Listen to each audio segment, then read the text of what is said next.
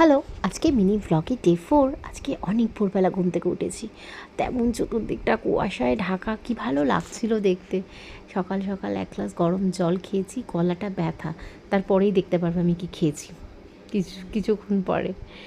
তারপরে এক গ্লাস গরম ব্ল্যাক কফি নিয়েছিলাম।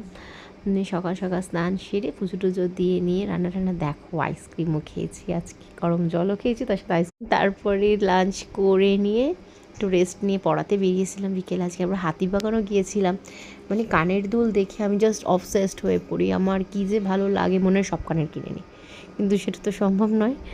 যাই হোক, তারপরে বাড়ি ফেরার পথে ছেলের জন্য একটা পেস্ট্রি নিয়ে এসেছিলাম ইয়ামর দিয়ে। বাড়িতে ফিরে আমিও নিজেও একটা কটন ক্যান্ডি খেয়েছি, বাচ্চার সাথে বাচ্চা। তারপর বাড়িতে ফিরে আজকে আর ডিনার করতে ইচ্ছা করছিল না, তাই একটু চিকেন ছিল, সেটাকে একটুখানি কাবাব মতো বানিয়ে নিয়েছিলাম। চলো আজকের মতো টাটা, বাই।